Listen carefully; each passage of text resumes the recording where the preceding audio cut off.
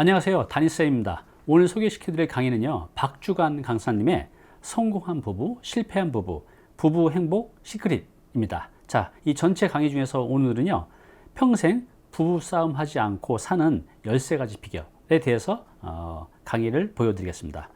우리가 이제 살아가는 목적이 이제 행복이잖아요. 근데 그 행복을 결정하는 요소는 관계라고 해요. 자식 간의 관계, 또 부부 관계, 또 친구, 또 사회 관계, 이 관계가 사람의 행복을 결정한다고 하죠. 그런데 우리가 평생을 살면서 가장 많은 시간을 보내는 사람은 내 남편, 내 아내이죠. 그런데 그 관계가 좋지 않다면 불행하겠죠. 그래서 오늘 영상을 통해서 어떻게 하면 부부싸움 하지 않고 평생 살 수 있는지 그 13가지 비결 한번 꼭 보시기 바랍니다.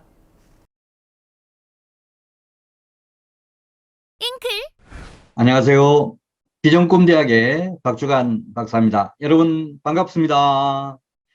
네, 성공한 부부, 실패한 부부, 부부 행복 시크릿 강좌를 계속 진행하고 있습니다. 자, 오늘은 제 8강 평생 부부싸움 하지 않는 13가지 비결이라고 하는 이런 제목 가지고 강의를 드리겠습니다. 자, 여러분 부부싸움 얼마나 자주 하십니까? 또 평생 얼마나 하셨습니까? 저는 40년 이상 이렇게 살면서 정말 최근 한 37년간은 전혀 싸우지 않고 이렇게 지내고 있습니다. 근데 이것도 하나의 비결이 있는 것 같습니다. 부부싸움을 하지 않는, 또 부부싸움을 하는 부부들은 또 너무 또 자주 싸우는 경향도 있습니다. 자, 이런 부분을 포함해서 어떻게 하면 부부싸움 하지 않을 거냐. 저의 그런 37년 부부싸움 하지 않는 이런 비결을 소개하려고 합니다. 여러분도 제가 하는 이런 방법 벤치마킹 해서 정말 화목한 부부 되시면 좋겠습니다.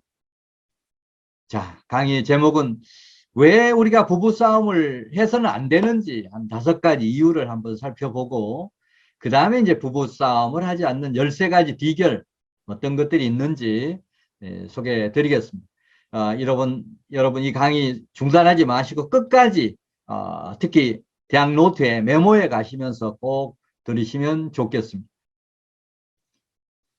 자, 먼저 부부싸움 하지 말아야 될 5가지 이유부터 한번 살펴보도록 하겠습니다. 자, 5가지 이유 어떤 것들이 있을까요? 네. 우선 거꾸로 5번째부터 먼저 말씀을 드리겠습니다. 부부 화목이 가와만사성으로 이어진다. 부부가 화목하면 모든 일 이룰 수 있다. 뭐 마음도 편하고 어떻게 보면 스트레스도 안 받고 하니까 뭔가 건강에도 도움이 되고 어떤 일을 추진할 때도 활력 있게 추진할 수 있고, 그래서 이런 부부 화목으로부터 시작된 이런 어떤 가와만사성, 또 본인뿐만이 아니고 배우자까지도 만사 형통하게 하는, 건강도 하게 만드는 뭐 그런 효과가 있기 때문에 부부 싸우지 말아야 된다라고 하는 얘기를 드리는 겁니다. 자, 이 네 번째는 화목한 부부상을 자녀가 보고 배운다. 정말 그 자녀들은 부모의 뒷모습을 보고 부모에게서 배운다라고 이렇게 얘기를 합니다. 따라서 정말 화목한 부부, 다음에는 또 화목한 자녀들이 또 가정생활을 할 때도 화목하게 지내는 것이고, 부부가 자주 싸우면 나는 결혼해서 절대 싸우지 않겠다라고 하는데 또 그대로 답습하는 그런 경향들이 높습니다. 따라서 이 부부 화목은 부부에서 그치는 게 아니고 자녀 때까지 이게 어떻게 보면 이전이 된다. 그렇기 때문에 부부가 싸우지 말아야 된다라고 하는 그런 얘기입니다. 자, 세 번째. 부부가 화목해야 자녀들이 길을 펴고 살 수 있고, 또 자녀들이 소신껏 비전과 꿈을 이룰 수가 있습니다. 활발 부모들에게 자기들 생각들을 이렇게 얘기하고, 또 부모의 생각도 듣고, 뭐 그러면 대화도 이렇게 자연스럽게 이루어지고, 모든 부분이 잘 풀리는 그런 경향이 있습니다. 자, 그래서 싸우지 말아야 된다. 자, 그다음 이제 두 번째는 화목한 가정 분위기를 자녀들에게도 값진 유산으로 물려줄 수 있다라고 하는 얘기입니다. 뭐 저는 명예도 중요하고 물론 돈도 중요하지만 그것에 앞서서 뭐 명예를 얻고 돈을 다 얻었는데 부부가 파탄 나면 그게 무슨 의미가 있겠습니까? 뭔가 명예를 얻는 거, 부를 얻는 것도 부부가 화목할 때 가치가 있고 의미가 있다라고 생각을 합니다. 그래서 이런 화목한 가정 분위기를 자녀들에게 유산 개념으로 좀 물려주면 좋겠다. 그래서 싸우지 말아야 된다라고 하는 얘기입니다. 자, 부부싸움 하지 말아야 될 5가지 이유 중에서 마지막 첫 번째는 부부가 화목해야 자녀들의 얼굴도 받고 그다음에 이제 명랑하고 활달한 성격으로 자랄 수 있다. 정말 우리 자녀들이 어떤 성격을 갖느냐에 따라서 성공할 수도 있고 실패할 수도 있고 인간관계를 잘할 수도 있고 못할 수도 있고 그런 부분하고 저는 직결된다라고 생각을 합니다.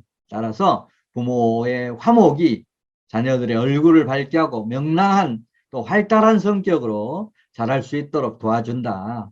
그래서 이런 부부 화목이 온 가족 또 자녀들에게도 이런 엄청난 영향을 미치기 때문에 또 부부도 말할 것도 없고 그래서 부부싸움 절대 하지 말아야 되는 겁니다. 자, 그러면 두 번째 파트에서 부부싸움을 하지 않는 13가지 비결 평생 동안. 자, 이 얘기를 하기 전에 제가 중요한 얘기 하나부터 하겠습니다. 제가 이제 공기업 컨설팅을 가서 어느 날 컨설팅을 했더니 저녁 때 이제 이 업무가 끝날 무렵에 그 이사장님이 저녁 약속이 따로 없으니까 약속 없으면 저녁 식사를 좀 하면 좋겠습니다라고 해서 저도 뭐 특별한 약속이 없어서 그날 저녁 약속을 하면서 이제 식사를 하면서 이런저런 얘기하다가 이제 부부 이런 화목 뭐 이런 부분에 대한 얘기가 나와서 저는 그냥 자랑스럽게 저희 부부가 한 37년 동안 지금 싸우지 않고 이렇게 지내고 있습니다라고 했더니 그분이 이제 저보다도 나이가 좀 많으신 분이었어요. 그런데 그분이 대뜸하시는 얘기가 자기는 평생 안 싸웠다는 거예요. 그 이해가 안 됩니다. 그 이사장이 성격도 칼칼하고 그런데 이사장만 봤을 때는 절대 부부가 싸울 것 같은데 그것도 평생을 안 싸웠다라고 해서 아니 어떻게 그런 일이 있습니까? 라고 이렇게 얘기했더니 예를 들어주는 거예요. 어느 날 그 새벽처럼 어, 초인종이 울리더란 얘기. 초인종이 울리니까 아내가 급하게 뛰어나간다라고 하면서 이제 테이블 위에 있는 핸드폰이 떨어져서 요즘은야 뭐 핸드폰 떨어지더라도 뭐 이상이 없는데 그때는 어떻게 보면 핸드폰이 떨어져서 이렇게 뭐 표현으로 보면 뭐 박살이 났다라고 하는 그런 표현을 하더라고. 그래서 자기가 순간적으로 화가 나서 아니 여자가 아침부터 뭐 조심조심해서 다녀야지 이 급하게 뭐 간다고 이 핸드폰까지 떨어뜨리고 그러냐라고 했더니 아마 그렇게 남편이 호통을 치면 대부분의 아내들은 맞장구 치는 그런 배우자들이 저는 많으리라고 봅니다. 아니 급해서 뛰어나가다 그럴 수도 있지 뭘 그걸 가지고 아침부터 또 신경을 부리냐고. 근데 그러면 그게 이제 싸움이 되잖아요. 근데 그 이사장의 아내는 이렇게 한다는 거예요. 남편이 그렇게 호통을 치는데도 아이고 아이고 아이고 여보 미안해요. 그런다는 거예요. 자, 그런 거 아내에게 어떻게 싸움을 걸고 하겠습니까? 남편이 화를 내는데 덩달아서 화를 내면 싸움이 되는데 아이고 아이고 여보 미안해요. 그런데 어떻게 싸우겠냐. 그래서 이제 제가 정말 부부싸움을 하지 않는 가장 좋은 방법은 한 사람이 져주는 거다. 뭐 그렇게 하면 절대 싸울 일이 없지 않습니까? 이건 일종의 특종 비밀인데 자 그런 걸 포함해서 지금부터 13가지 소개를 드리도록 하겠습니다. 자 13번째 거꾸로 얘기를 드리겠습니다. 자 미고감 자주 사용하기. 미고감은 미안합니다, 고맙습니다, 감사합니다를 가까운 부부일수록 자주 써야 된다라고 생각을 합니다. 뭐 미안한 일이 있으면 미안하다, 고마우면 고맙다, 감사하다라고 하는 걸 자주 이렇게 쓰면 순화가 된다라고 하는 얘기입니다. 또 아내도 마찬가지입니다. 아내도 미고감을 자주 써야 된다. 그 다음에 12번째는 1 플러스 1은 무한대의 부부관계를 설정하면 좋겠다. 대부분이 이제 뭐 이혼하면 이혼 사유가 뭐냐? 성격이 안 맞아서, 서로 안 맞아서 이런 얘기를 하는데, 부부가 안 맞는 건 당연한 거 아니겠습니까? 뭐 결혼하기 전까지 환경이 전혀 다른 그런 가정에서 자라났는데 어떻게 똑같을 수가 있겠습니까? 당연히 다른 게 당연하다라고 생각을 합니다. 그래서 앞으로 부부관계에서 성격이든 뭐 생각하는 것은 이걸 서로 일치시키려고 하는 일이 이런 건 안 하시면 좋을 것 같습니다. 그 서로 다른 거를 인정하는 데서부터 부부가 시작하면, 아, 내가 부족한 부분을 상대방이 채워줄 수 있어. 이런 식으로 접근을 하면 정말 부부 관계가 시너지가 저는 극대화된다라고 생각을 합니다. 자, 이런 생각. 부부가 다르다라고 하는 거, 다를 수 있다. 또 당연히 다르다라고 하는 걸 인정을 부부 사이에서 해줘야 된다. 그리고 또 평생 고치지 못한 그런 습관들도 있습니다. 그건 뭐 그냥 그러려니 하고 이렇게 지내는 것도 그 잔소리 한다고 그래서 고쳐지는 게 아니지 않습니까? 평생 가지고 가는 그런 습관, 악습도 있는데 뭐 그런 식으로 생각을 해주면 부부싸움을 이렇게 하지 않는 좋은 방법이 됩니다. 그 다음에 11번째는 서로 다름을 인정한다. 앞에서 얘기했던 것과 연결이 되는 부분입니다. 그 다음에 10번째는 서로 사랑하고 인격을 존중한다. 뭐 사랑하는 것하고 또 인격을 서로 존중하고 언행, 말을 할 때도 행동을 할 때도 사랑하는 마음, 존중하는 마음에서 하면 좋겠다. 이제 9번째는 매월 대화의 날을 정해놓고 정례적으로 대화를 하면 좋겠다. 부부 간의 그 오해 때문에 어떤 비롯되는 그런 다툼도 많습니다. 그걸 해소하는 것은 정말 대화를 자주 하는 것인데, 이런 정례적으로 뭐 몇째 주, 뭐 셋째 주 토요일 뭐 그러면 외식하면서 이런 부드러운 얘기를 할 수 있잖아요.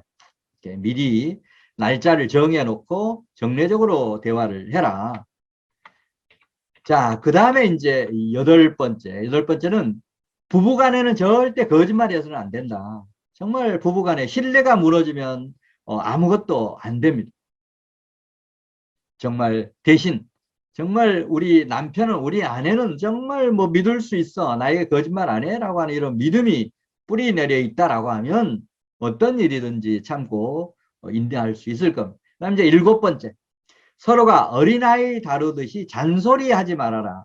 잔소리, 남편도 아내에게, 아내도 남편에게 잔소리를 하면 그게 이제 좀 커져서 싸움이 되는 그런 경우가 많습니다. 따라서 서로에게 정말 잔소리하지 않는 거, 잔소리를 꼭 하면 구두로 하는 것보다는 그런 뭐 요새는 문자라든지 뭐 카톡이라든지 이런 부분도 있잖아요. 어제 뭐 그 순간 조금 언쟁이 일어날 것 같은 가능성이 있으면 참았다가 그때 서운했던 그런 감정을 카톡이나 메일 또는 문자로 이렇게 보내주면 훨씬 더 효과가 크다라고 생각을 합니다. 어쨌든 잔소리하지 않는다, 배우자 상호간에는. 그럼 이제 6번째, 설거지, 청소, 분리수거, 가사 일을 서로 역할을 미리미리 정해놓고 이렇게 실행을 하면 전혀 문제가 없습니다. 저 같은 경우 이제 분리수거를 재활용품 분리수거는 제가 책임지고 합니다. 뭐 박스든 뭐 나머지 부분들. 대신 이제 음식물 쓰레기는 아내가 버리는 것으로 이렇게 서로 합의를 했어요. 그래서 이제 그 부분은 일주일에 한 번씩 이렇게 이제 정리를 할 때 뭐 분리수거 이런 부분 재활용품은 제가 책임지고 이렇게 합니다.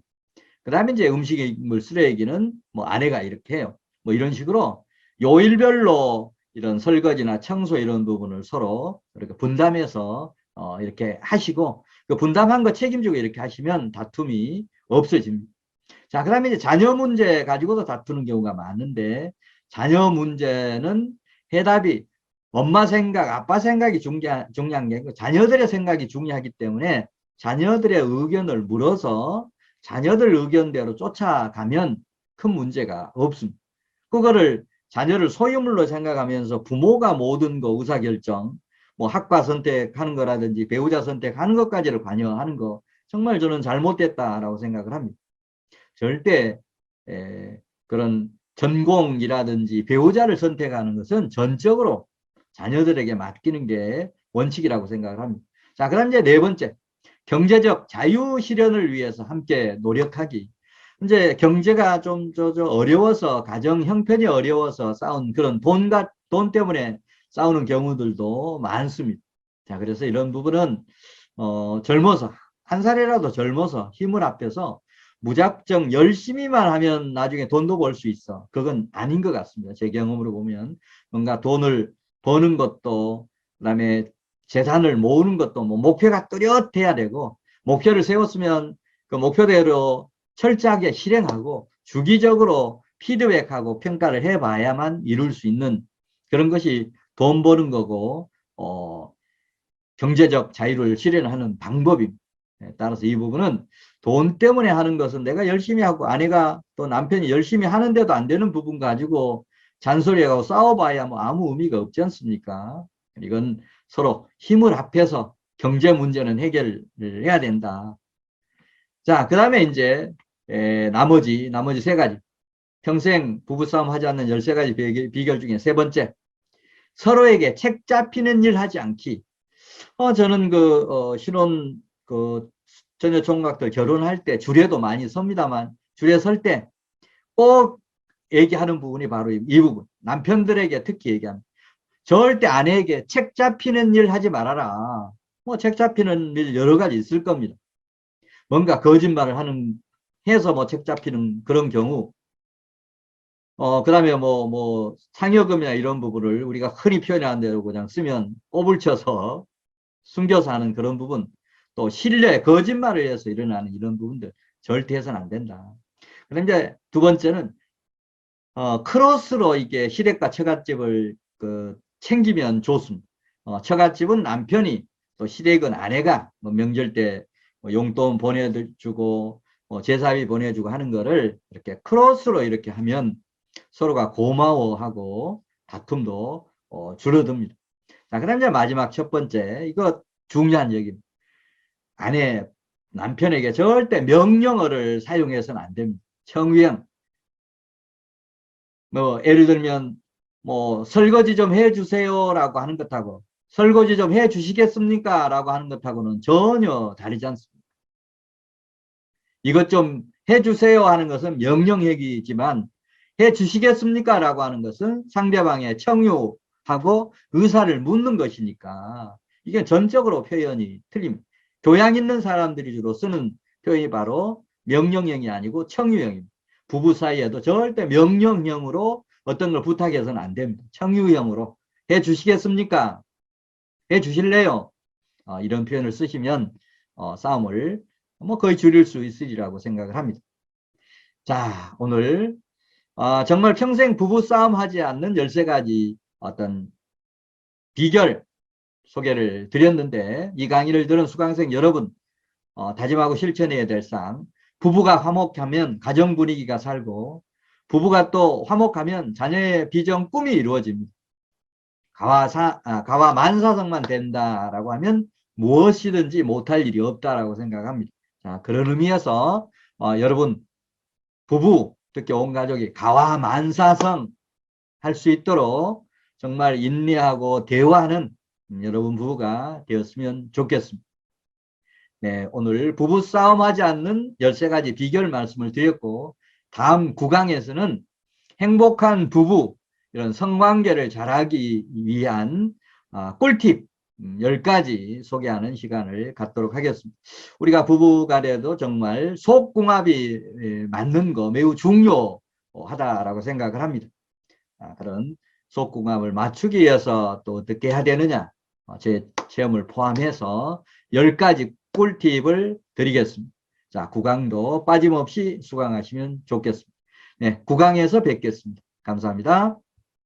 네, 박주강 강사님의 강의 잘 보셨나요? 자, 이분의 강의는 지금 40, 50대 부부라면 꼭 한번 보셔야 될 것 같아요. 전체 제목이 부부 행복 시크릿. 부부가 행복하게 살아가는 비결들을 이분이 다 강의하고 있으니까요. 꼭 한번 가서 보시기 바랍니다. 자, 그리고 우리 잉클은요, 우리 중년의 모든 고민과 걱정을 해결하는 것을 목표로 합니다. 여러분들 고민 걱정이 있다면 그냥 참지 마시고 잉클에 오셔서 한번 검색해 보세요. 그래서 만약 없다면 아래 댓글로 여러분들의 고민 걱정을 남겨주시면 저희가 빠르게 그것을 해결할 수 있는 전문가를 찾아서 강의로 찍어서 여러분께 배달해 드리도록 하겠습니다.